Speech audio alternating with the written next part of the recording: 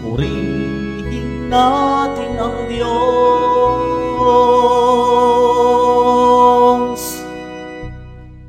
Simulan po natin ang pagdiriwang sa ngalan ng Ama at ng Anak at ng Espiritu Santo. Amen. Ang pagpapala ng ating Panginoong Jesucristo, ang pag-ibig ng Diyos Ama, at ang pakikipagkaisa ng Espiritu Santo naway sumainyong lahat. At sumaiyo rin. Mga kapatid, tayo pong lahat ay nagkakatipon bilang isang mag-anak ng Diyos sa pagdiriwang ng banal na Eukaristiya. At upang tayo po ay maging karapat-dapat sa banal na pagdiriwang na ito, alalahanin po natin ang ating mga pagkukulang at nagawang pagkakasala at buong kababaang loob tayong humiling ng awa at pagpapatawad mula sa Diyos.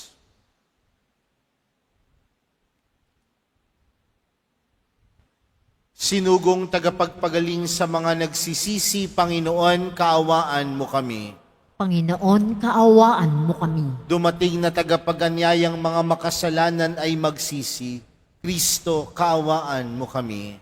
Kristo, kaawaan mo kami. Nakaluklok ka sa kanan ng Diyos Ama para ipamagitan kami. Panginoon, kaawaan mo kami. Panginoon, kaawaan mo kami. Kaawaan tayo ng makapangyarihang Diyos, patawarin tayo sa ating mga kasalanan at patnubayan tayo sa buhay na walang hanggan. Amen. Manalangin tayo. Ama naming makapangyarihan, pakundangan sa pagpapakumbaba ng anak mong masunurin, ibinangon mo sa pagkadapa ang sangkatauhang masuwayin. Ipagkaloob mo sa amin ang banal na kagalakan upang kaming sinagip mo sa kaalipinan ay magkamit ng iyong ligayang walang katapusan sa pamamagitan ni Jesucristo kasama ng Espiritu Santo magpa sa walang hanggan. Amen. Magsiupo mo na po ang lahat.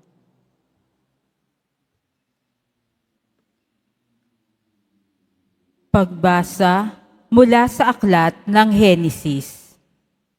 Noong mga araw na iyon, umalis si Jacob sa Beerseba at nagpunta sa Haran.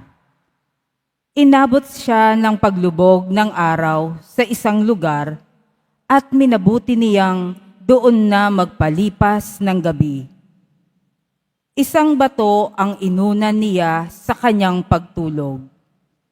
Nang gabing yaon, siya'y nanaginip. May nakita siyang hagdan na abot sa langit at nagmamanhik manaog doon ang mga anghel. Walang ano-ano'y nakita niya ang Panginoon sa tabi niya. Wika sa kanya, "Ako ang Panginoon, ang Diyos ni Abraham at ni Isaac. Ang lupang ito na iyong hinihigan ay ibibigay ko sa iyo at sa iyong lahi.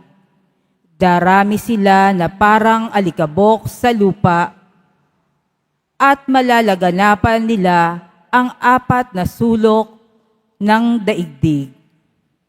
Sa pamamagitan mo at ng iyong lahi, pagpapalain ang lahat ng bansa. Tandaan mo, susubaybayan kita at ipagtatanggol sa angkaman magpunta, at ibabalik kita sa lupaing ito.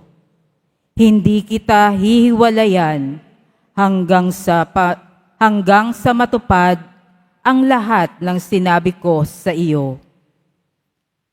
Nagising si Jacob at ang sabi, "Hindi ko alam na narito pala ang Panginoon.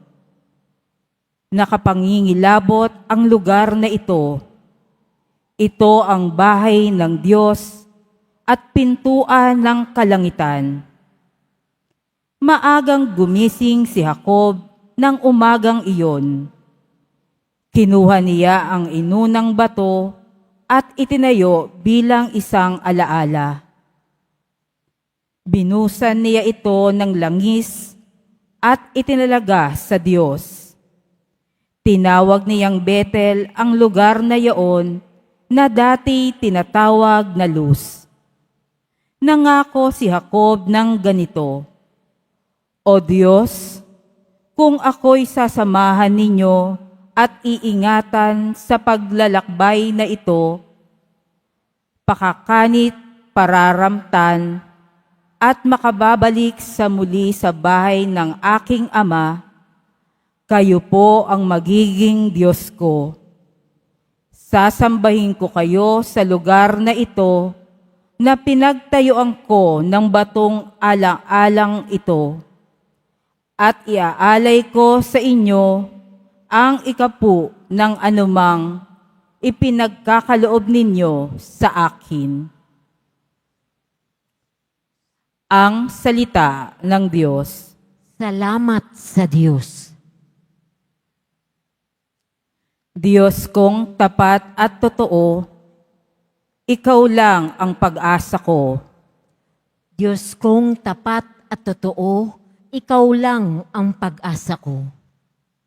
Siyang naghahangad ng pagkupkop ng kataas-taasan at nananatili sa kalinga niyong makapangyarihan, makapagsasabi sa kanyang Panginoon, Muugkot tahanan, ikaw ang aking Diyos, ang Diyos na tangi kong pinagtiwalaan.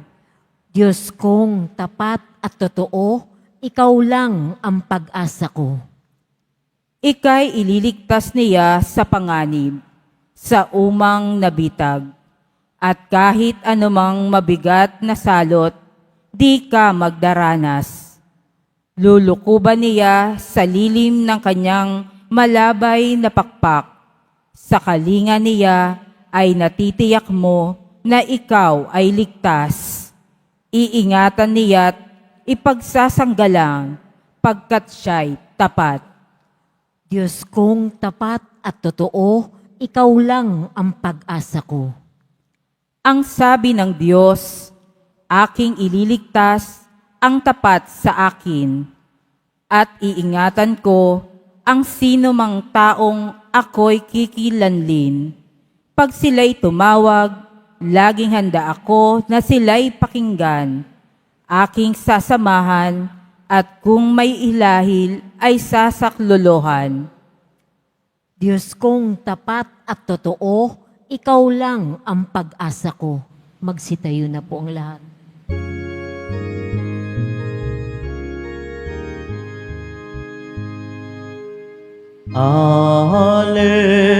Alleluia, Alleluia, Alleluia, Alleluia.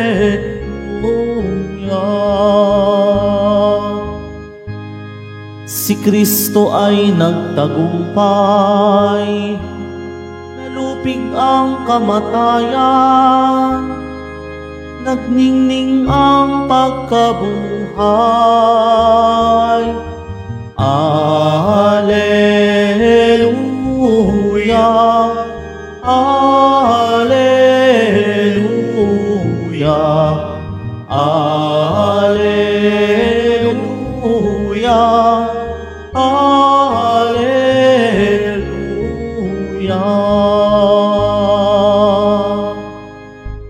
Sumainyo ang Panginoon. At sumairin. Ang mabuting balita ng Panginoon ayon kay San Mateo. Papuri sa iyo, Panginoon. Noong panahong iyon, samantalang nagsasalita si Jesus, may dumating na isang pinuno ng mga Hudyo. Lumuhod ito sa harapan niya at ang sabi, kamamatay lang po ng aking anak na babae. Ngunit sumama lamang kayo sa akin at ipatong ang inyong kamay sa kanya ay mabubuhay siya. Tumindig si Jesus at sumama sa kanya, gayon din ang kanyang mga alagad. Sumunod din ang isang babaeng may 12 taon nang dinudugo. Lumapit ito sa likuran ni Jesus at hinipo ang laylayan ng kanyang damit, sapagkat sinabi niya sa sarili, mahipo ko lang ang kanyang damit ay gagaling na ako. Bumaling si Jesus at pagkakita sa kanya'y sinabi, Anak, lakasan mo ang iyong loob. Pinagaling ka ng iyong pananalig. Noon ding gumaling ang babae. Nang dumating si Jesus sa bahay ng pinuno, nakita niya ang mga manunugtog ng plauta at ang maraming taong nagkakaingay. Sinabi niya, Magsilabas kayo, hindi patay ang bata, natutulog lang. At siya'y pinagtawanan nila. Ngunit nang mapalabas na ang mga tao, pumasok siya, hinawakan sa kamay ang bata, at ito'y nagbangon. At ang balita tungkol sa pangyayaring ito ay kumalat sa buong lupaing yaon. Mga kapatid, ang mabuting balita ng Panginoon. Pinupuri ka namin, Panginoong Heso Kristo. Magsiupo muna po ang lahat. Magandang tanghali po sa inyong lahat. Pwede bang batiin ng katabi ng magandang tanghali? Mga kapatid, hindi natin makakaila na sa buhay natin, tayo ay nakakaranas ng problema, nakakaranas ng pighati, nakakaranas tayo ng pagkukulang. Kaya nga magandang tanungin, kapag tayo po ay nakakaranas ng problema, kanino po tayo tumatakbo? Kanino po tayo lumalapit? Kanino po tayo humihingi ng tulong? At madalas, aminin man natin o hindi, kapag tayo ay nagigipit, lumalapit tayo sa taong alam natin na tayo ay matutulungan. Tama po ba? Kapag tayo ay nahihirapan, lalapit tayo sa taong alam nating magpapagaan ng ating hirap sa buhay. Pero ang tanong, sino po ba ang nilalapitan natin? Baka maling tao. Baka maling lugar ang pinupuntahan natin. Baka maling tao ang hinihinga natin ng tulong. Maling lugar ang ating pinupuntahan upang makasumpong ng tulong. Bakit ko sinisimulan sa ganitong pamamaraan itong ating pagninilay para sa araw na ito? Dahil napakinggan po natin mga kapatid sa ating ebanghelyong napakinggan, dalawang kwento po. Una, isang pinuno ng Hudyo na kung saan ng kanya'y, nung saan yung kanyang anak ay may sakit at lumapit siya sa Panginoon. At anong sabi niya sa Panginoon? Kamamatay lang po ng aking anak na babae. Ngunit sumama lamang kayo sa akin at ipatong ang inyong kamay sa kanya at mabubuhay siya. Marahil nung mga panahon na yon, alam nung pinuno na ito na si Jesus ay may kakayanan. Kakayanang magpagaling ng mga may sakit, kakayanang bumuhay ng patay, kakayanang magpatawad ng pagkakasala. Alam niya ang kakayanan ng Panginoon, kaya pinagkatiwalaan niya si Jesus.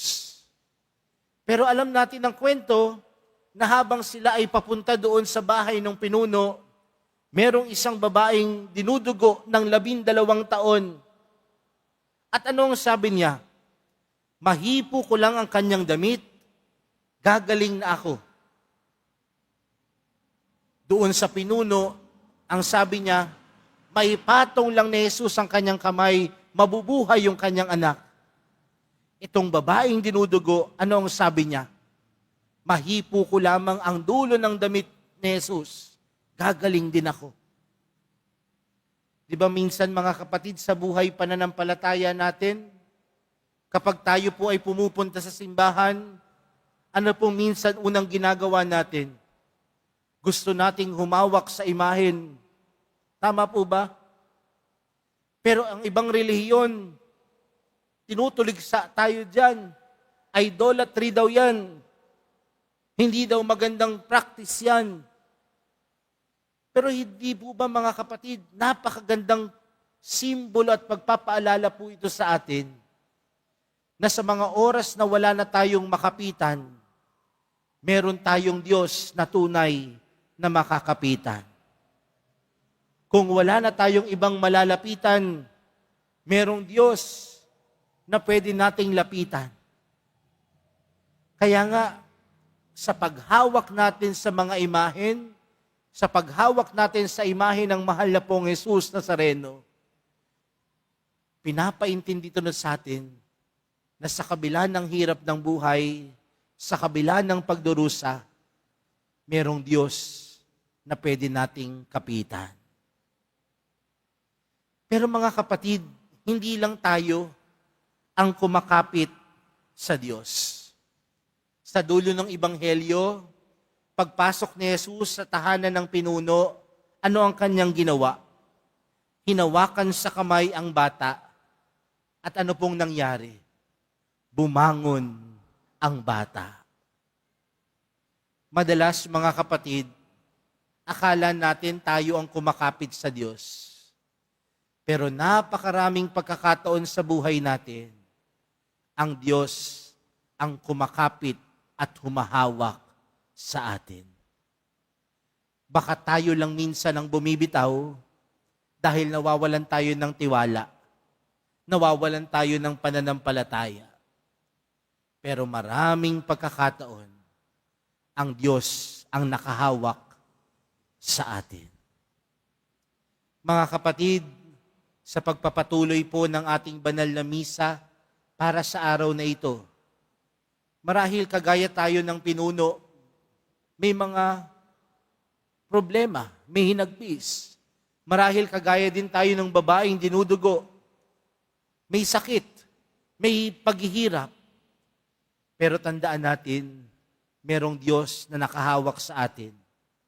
At hawakan din natin ng Diyos dahil sa ating paghawak sa Kanya, tunay tayong makakaranas ng biyaya at pagpapala. Kaya po sa pagpapatuloy po ng ating banal na misa, para sa araw na ito, humawak tayo sa Jesus. Humawak tayo sa mahal na pong Jesus Nazareno. Huwag tayong bibitaw, maniwala, at lalo tayong magtiwala sa kabutihan ng Diyos. Amen. Magsitayo na po ang lahat.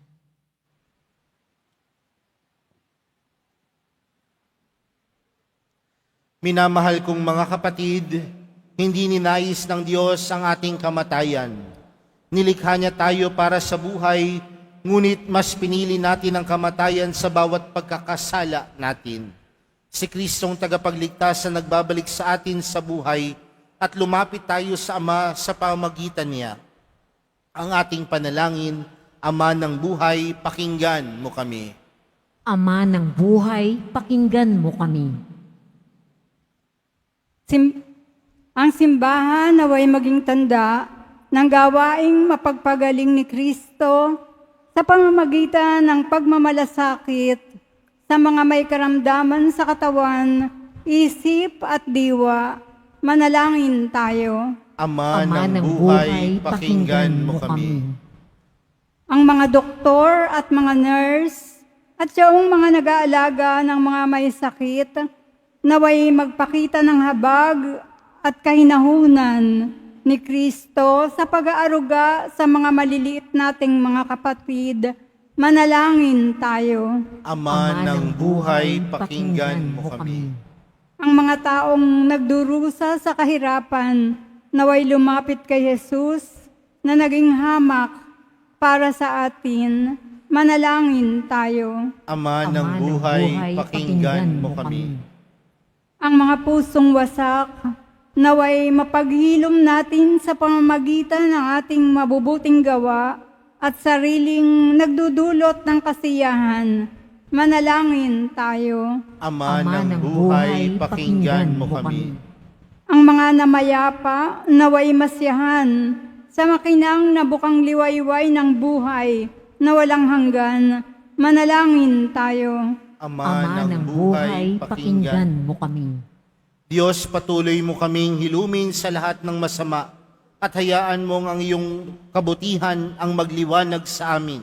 sa pamamagitan ng kapangyarihan ni Jesucristong aming Panginoon. Amen. Magsiupo mo na po ang lahat.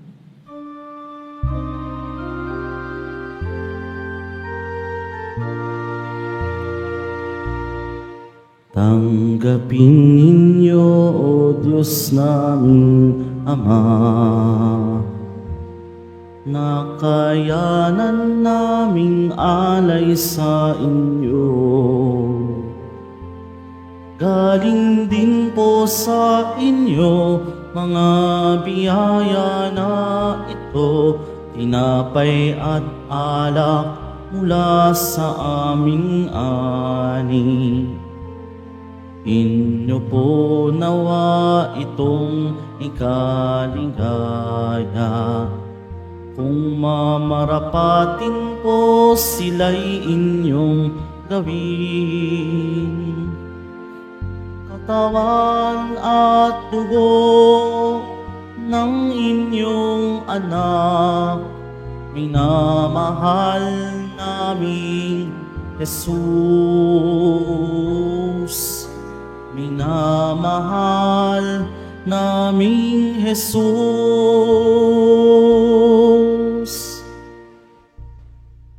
Manalangin po kayo mga kapatid upang ang paghahain natin ay kalugdan ng Diyos amang makapangyarihan. Tanggapin nawa ng Panginoon itong paghahain sa iyong mga kamay sa kapurihan niya at karangalan sa ating kapakinabangan at sa buong sambayanan niyang banal. Ama naming lumikha, ang paghahain namin sa iyong ngalan ay siya nawang sa amin dumalisay upang ito ay maging pagganap araw-araw ng aming paglipat sa buhay sa kalangitan. Sa pamamagitan ni Jesucristo kasama ng Espiritu Santo, magpa sa walang hanggan. Amen. Sumainyo ang Panginoon. At sumairin, Itaas sa Diyos ang inyong puso at diwa. itinaas na namin sa Panginoon. Pasalamatan natin ang Panginoong ating Diyos. Marapat na siya ay pasalamatan. Ama naming makapangyarihan, tunay ngang marapat na ikaw ay aming pasalamatan. Sa iyong paglingap at kagandahang loob, ang tao'y nilikha mo't pinangasiwa sa sansinukob. Sa hangad mong siya'y wastong lubos, siya'y pinagdusa mo sa kanyang pagtalikod. Sa iyong pagiliw, iyong ipinahintulot na makabalik siya sa pamamagitan ni Kristo Jesus. Kaya kaisa ng mga anghel na nagsisiawit ng papuri sa iyo, nang walang humpay sa kalangitan, kami nagbubunyi sa iyong kadakilaan. Santo, Santo, Santo, Panginoong Diyos ng mga hukbo, napupuno ang langit at lupa ng kadakilaan mo, osana sa kaitaasan. Pinagpala ang naparirito sa ngalan ng Panginoon, osana sa kaitaasan. Magsilhod po ang lahat. Ama naming banal, ikaw ang bukal ng tanang kabanalan. Kaya't sa pamagitan ng iyong Espiritu, gawin mong banal ang kaloob na ito upang para sa amin maging katawan at dugo ng aming Panginoong Hesukristo. Bago niya pinagtiis ang kusang loob na maging handog, hinawakan niya ang tinapay, pinasalamatan kanya, pinaghati-hati niya iyon, iniabot sa kanyang mga alagad at sinabi, tanggapin ninyong lahat ito at kanin. Ito ang aking katawan na ihahandog para sa inyo.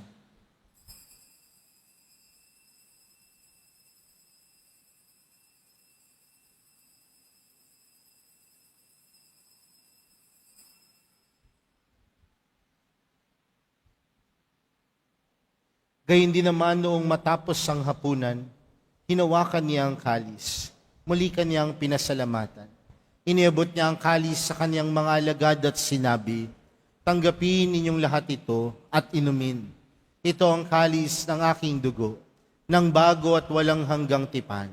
Ang aking dugo na ibubuhos para sa inyo at para sa lahat, sa ikapagpapatawad ng mga kasalanan. Gawin niyo ito sa pag-alala sa akin.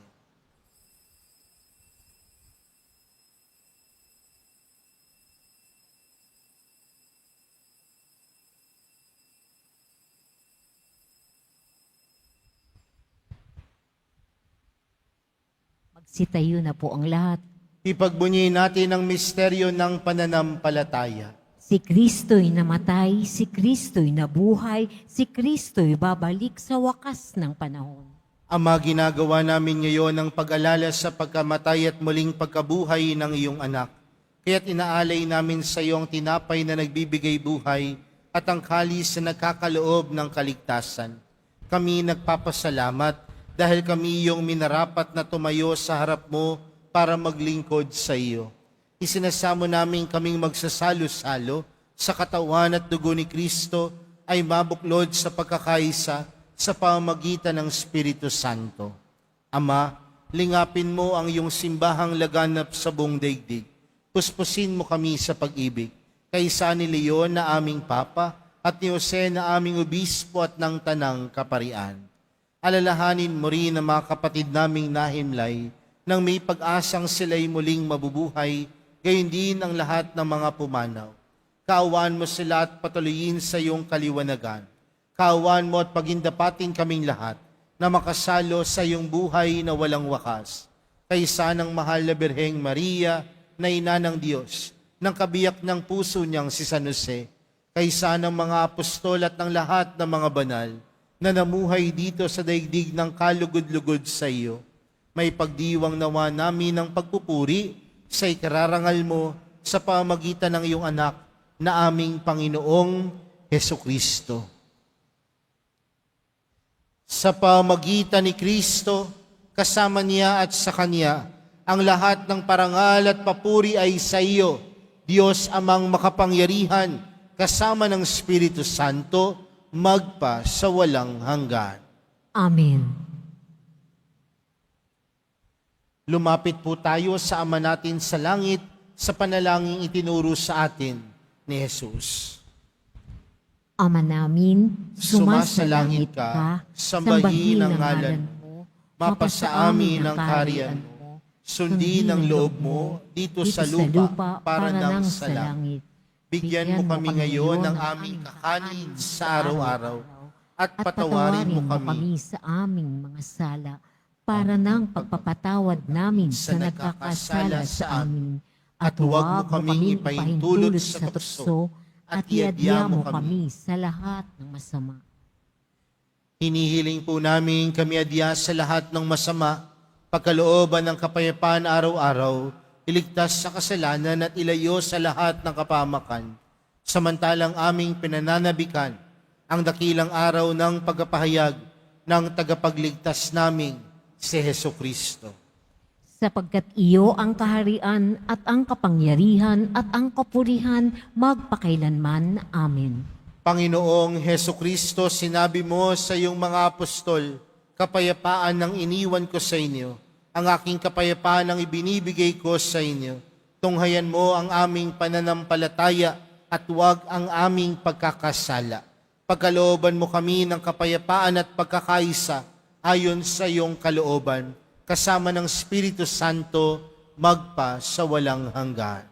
Amen. Ang kapayapaan ng Panginoon ay laging sumainyo. At sumairin. Magbigayan po kayo ng kapayapaan sa isa't isa. Kordero ng Diyos na nag-aalis ng mga kasalanan ng sanlibutan, maawa ka sa amin. Kordero ng Diyos na nag-aalis ng mga kasalanan ng sanlibutan, maawa ka sa amin. Kordero ng Diyos na nag-aalis ng mga kasalanan ng sanlibutan, ipagkaloob sa amin ang kapayapaan. Magsilod po ang lahat. Narito po si Jesus, ang Kordero ng Diyos. Siyang nag-aalis ng kasalanan ng sanlibutan. Mapalad ang mga inaanyayahan sa kanyang piging. Panginoon, Hindi ako karapat-dapat na magpatuloy sa iyo, ngunit sa isang salita mo lamang ay gagaling na ako.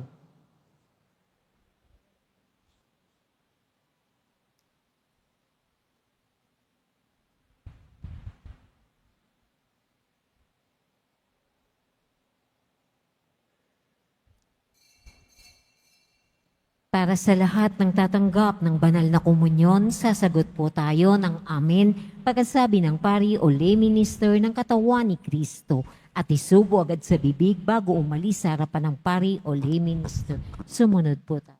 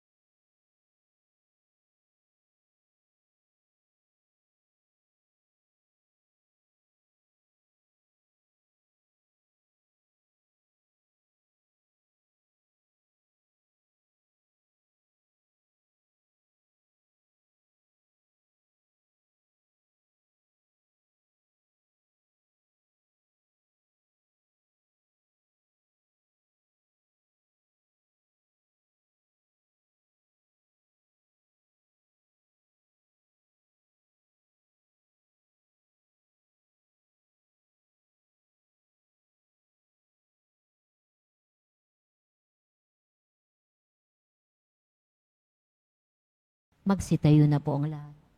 Manalangin tayo. Ama naming mapagmahal, kami iyong pinapakinabang ay loobin mong laging lumingon sa pinanggalingan ng tinanggap namin ngayon para pagsaluhan sa pamamagitan ni Jesucristo kasama ng Espiritu Santo magpa sa walang hanggan. Amen. Sumainyo ang Panginoon. At sumairin. Mahal na pong Jesus Nazareno, inihayag mo sa pamamagitan ng krus ang walang maliw na pag-ibig ng Diyos sang katauhan. Pakinggan mo ang kahilingan, lalo na para sa mga nangangailangan ng iyong tulong at awa. Makamtanawa namin ang iyong kasagutan na may utang na loob na tinatanaw.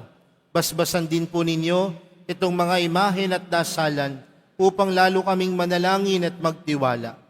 Sa pamamagitan ng bendisyon na ito, naway lalo kaming maging mapaglingkod, masunurin at tapat sa iyo, na aming malwalhating Panginoon, magpa sa walang hanggan. Amen. At pagpalain po kayong lahat ng makapangyarihang Diyos, Ama, Anak, at ng Espiritu Santo. Amen. Humayo kayong taglayang kapayapaan ng poong Jesus Nazareno. Salamat sa Diyos.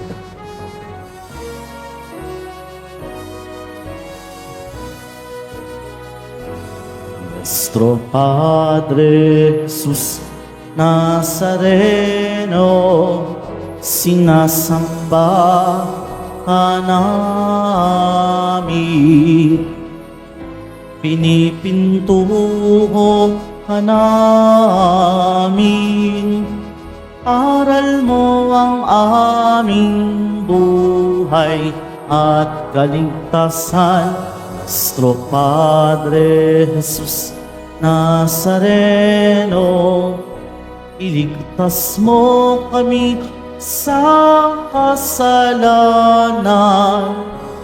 Ang krus mong kinamatayan ay sagisag ng aming kaligtasan.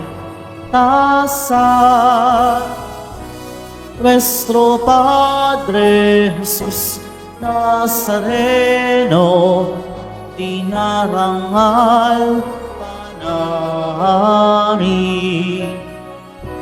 Nuestro Padre Jesus Nazareno, nilulwalhati ka namin. Nuestro Padre Jesus Nazareno, dinarangal ka namin. Nuestro Padre Jesus Nazareno, nilulwalhati ka namin.